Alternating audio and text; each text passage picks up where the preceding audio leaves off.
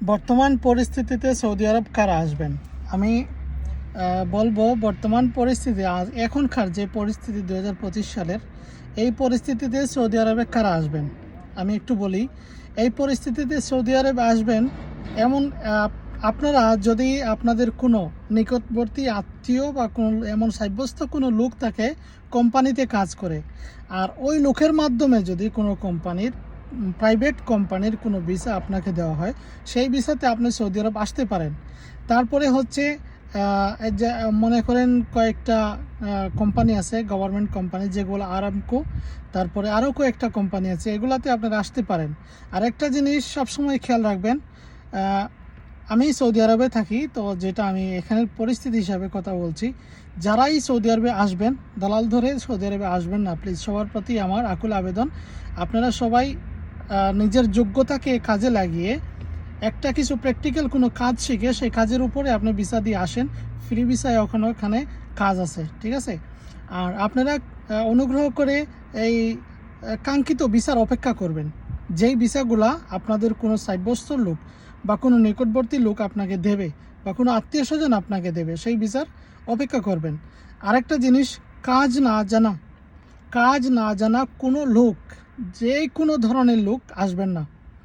আপনি অনেকেই মনে করে যে আমি সৌদি আরব শুধু গেলেই চলে বা বিদেশের মাটিতে গেলেই টাকা, এটা ভুল ধারণা। এই ভুল ধারণা নিয়ে বিদেশের মাটিতে পা রাখবেন না। দয়া করে প্র্যাকটিক্যাল কোনো কাজ শিখবেন। তার মধ্যে থেকে আমি কয়েকটা কাজের নাম বলি, যে কাজগুলো এখানে এই সৌদি আরবে অনেক সবসময় থাকে। একটা হচ্ছে গাড়ির সম্পূর্ণ কাজ, মেকানিক্যাল কাজ আছে, গাড়ির ইলেকট্রিকের কাজ আছে, গাড়ির ডেন্ট পেন্টের কাজ আছে, এগুলো সব সময় থাকে। গাড়ির যে কোনো কাজ শিখে আসতে পারেন। দ্বিতীয় নম্বর হচ্ছে এসি ফ্রিজের কাজ শিখে আসতে পারেন।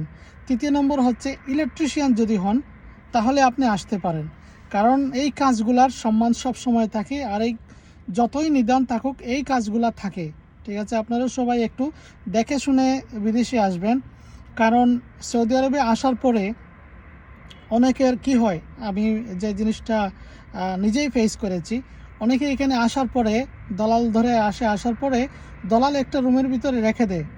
তারপরে সেখানে দলাল বলবে যে আমি কালকে কাজ লাগিয়ে দেব। তো উনি নিয়ে আসছে, মনে করেন আপনি কফি শপের কাজ, কিন্তু উনি কফি শপের কাজ দিতে পারবে না। আপনাকে একটা ট্রেনিং সেন্টারে ট্রেনিং করিয়ে আপনাকে অন্য কোনো কাজে দিয়ে দেবে, যেই কাজটা অ্যাভেলেবেল থাকে সেই কাজে আপনাকে উনি দিয়ে দেবে। কিন্তু এখানে আপনারা বলবেন তা কাজে দিয়ে ভালো কথা, সেটা না। এই কাজগুলাতে আপনি যে কাজে আসবেন সেই কাজগুলাতে আপনি কোনো অদক্ষ লোক, আপনি যেখানে কাজে যাবেন সেখানে অনেক ধরনের সমস্যা থাকতে পারে। স্যালারি সমস্যা থাকতে পারে, আপনার থাকা সমস্যা থাকতে পারে, আপনার একামার সমস্যা থাকতে পারে, আপনার কাজের সমস্যা থাকতে পারে, আপনার ডিউটির সমস্যা থাকতে পারে। অনেক সমস্যার ফেস হতে হবে।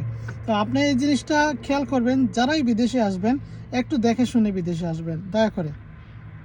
আর মদিনায় আছি, আমি মদিনায় থাকি, একান্ত যদি কারো সমস্যা হয় আমার সাথে যোগাযোগ করতে পারেন।